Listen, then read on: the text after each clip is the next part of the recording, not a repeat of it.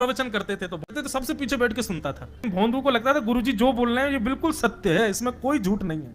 एक दिन गुरुजी प्रवचन करते हुए बोले, यमुना के पल्ली पार भांडीर वन में ठाकुर जी गैया चराने आए। भांडीर वन का नाम सुनते भोंदू कान खड़े हो गए।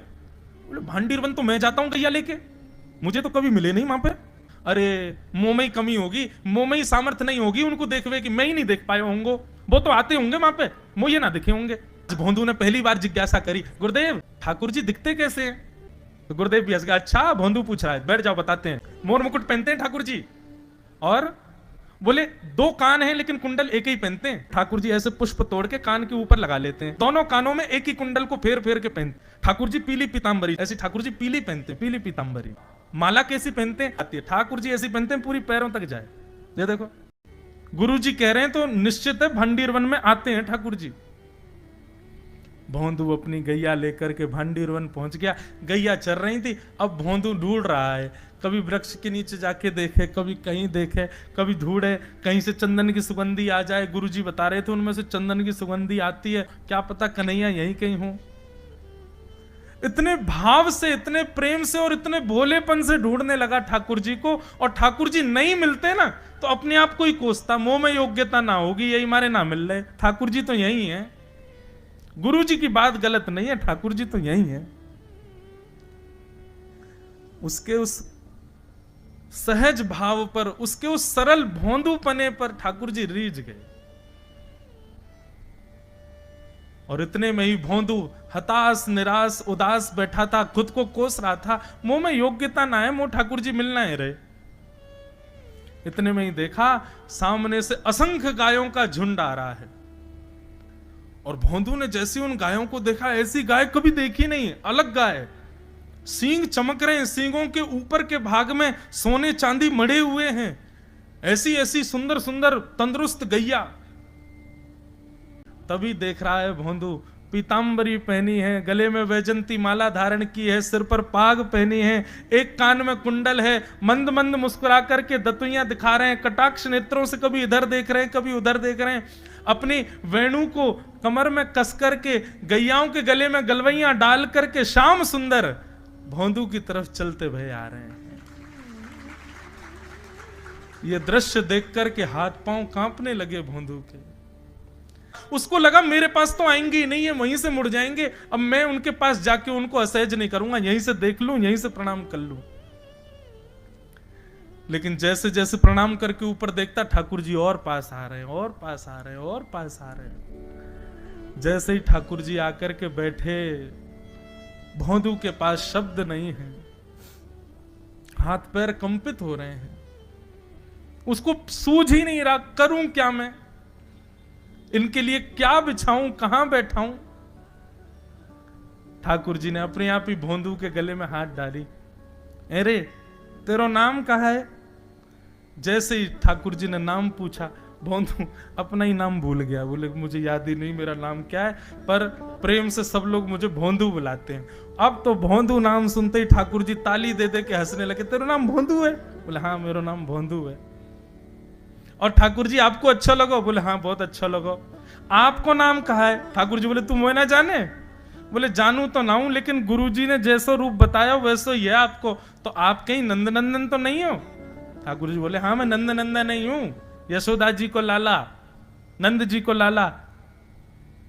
भोंदू बोलो जय हो भगवान, आज आपके दर्शन है गए। गुरु जी और सब बालकन को तो आप शायद रोज ही मिलते होंगे, लेकिन मैं ही अभागो, मोको आप आज ही मिले हो।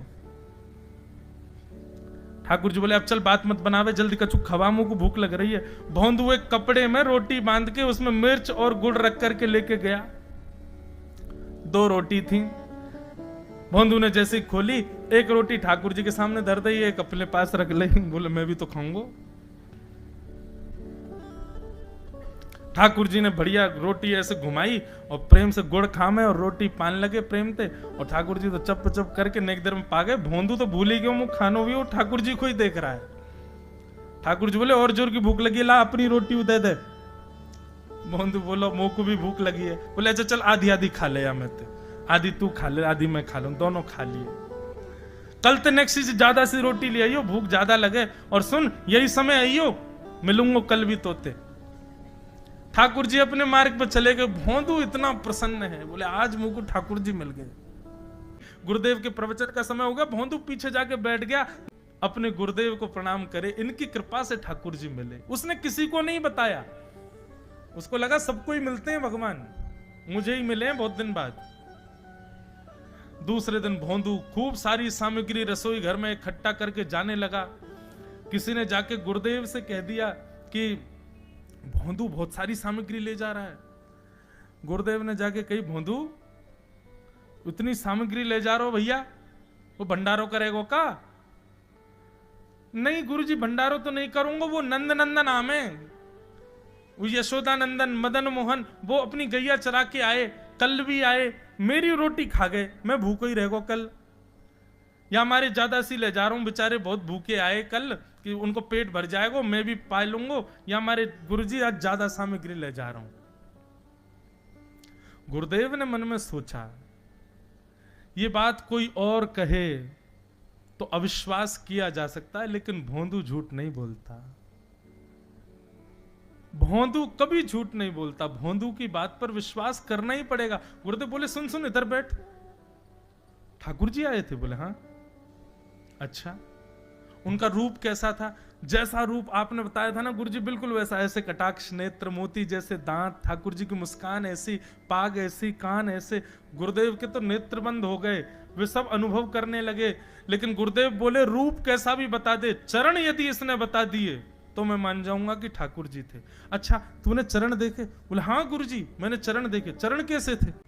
ठाकुर जी के चरण जब वो चल करके आगे बढ़ते हैं ना तो चिन्ह बन जाते हैं। कहीं ध्वजा बनी थी, कहीं शंख बना था, कहीं कुछ बना था। और उनके जो नखून है ना, उनमें से ऐसा लगता है मानो जैसे कोमल का पराग हो, कमल का पराग हो। और चरणों का रंग कैसा, जैसे मानो जैसे गुरुदेव कमल होता है ना, कमल की आकृति, ऐसे ठाकुर जी के चरण। जब चरण का यथावत वर्णन भोंदू ने कर दिया, गुरुदेव समझ गए, बोले निश्चित ठाकुर जी आते। नहीं तो भोंदू कहां जाने, इतनी बुद्धि नहीं है उस पे कि वो इतना सब कुछ ढूंढ धाड़ के मुझे बताए। भोंदू एक काम करेगा? बोले हाँ। ठाकुर जी आएंगे तो तेरे सखा बन गए? बोले हाँ। तो उनको लेकर के आश्रम आ जा, यहां पे आ जा। भोंदू बोला कि इतने योग्य बालक हैं, लेकिन ठाकुर जी ने किसी से नहीं कही, मुझसे कही है। अगर मैंने ये काम नहीं किया तो मेरा जीवन व्यर्थ है।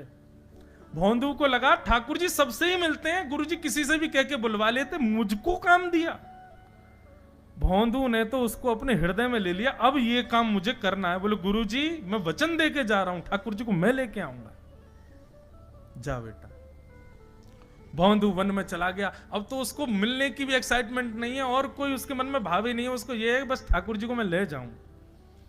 जाकर के बैठा, ठाकुर जी अपनी गैया चराते भये, बढ़िया सुंदर एक डंडा पर हाथ टांगे भये ठाकुर जी आए। रूप देख करके फिर से भावुक हो गया भोंदू। ठाकुर जी आकर के बैठ गए, बोले चल जल्दी निकाल रोटी, भूख लगी है मुंह को। भोंदू सजाता जा रहा है थाली, ठाकुर जी को देता जा रहा है। बोले जय जय, एक प्रार्थना करूं? बोले करो। आप मेरे संग मेरे सखाओ ना आप? बोले हाँ तेरो सखाऊं, तो मेरी बात मानोगे? बोले कहा, आप मेरे संग आश्रम चलो गुरु जी के पास। ठाकुर जी रोटी पाते जा रहे, ठाकुर जी ने अनसुनी कर दी बात। बोले जय जय कछु कहो ना, आप चलोगे ना? ठाकुर जी बोले हम तेरे सखा हैं, तेरे गुरु जी के सखा नहीं है। तू मोते मिल, तू मेरे संग खा, तू मेरे संग रहे, तू कछु कर, तो कुछ सब अधिकार है, लेकिन ये हम गुरु जी ते मिल बातें मिल ये सब हम नहीं करेंगे। हम बस तेरे सखाएं तो ही जाने और कोई ना जाने। ए जय जय ऐसे मत कहो ना, वे नहीं बताते तो मैं तो आपको देख ही नहीं पाता, मैं तो आपको जानता ही ना हूं। उनने ही तो मुझको बताई कि आप भांडीर बनाते हो, आपका रूप ऐसा है, उनने कृपा करके मुझको आपसे मिलवाए हो, वही हमारी मित्रता के मूल आधार है, उनसे तो मिलवे चलो ना। ठाकुर जी बोले देख ज्यादा जिद मत करे, हमने तो उसे एक बार कह दी हम नहीं जाएंगे नहीं जाएंगे नहीं जाएंगे। ठाकुर जी रोटी पा रहे थे तो भोंदू ने हाथ से रोटी और छनाई, बोले ये भी दो, ये भी गुरु जी की है, लाओ ये मिर्च गुड़ सब दो, ये सब गुरु जी को, ये भी मत खाओ। और सुनो, यदि हमारे गुरु जी से आपको प्रेम नहीं है तो हमको आपसे प्रेम नहीं है। कल ते अपनी गैयान को लेके कहीं और चरावे जाओ, होंगे तुम नंद नंदन अपने गांव के, मेरे गुरुजी के पास नहीं जाओगे। और सुनो, ये मुंह में जो रोटी रखी जाओ को उगल आओ, ये भी गुरुजी की रसोई में बनी है, हमारे गुरुजी से नहीं मिलेंगे। ठाकुर जी बोले, अरे भोंदू ने रुक तो, नहीं नहीं नहीं, अब तो मैं सुनूंगा ही नहीं, आपने ऐसे कैसे कह दी नहीं जाएंगे, 3 बार नहीं जाएंगे नहीं जाएंगे। और ये भांडीर वन मेरो है, मैं यहां गैया चरा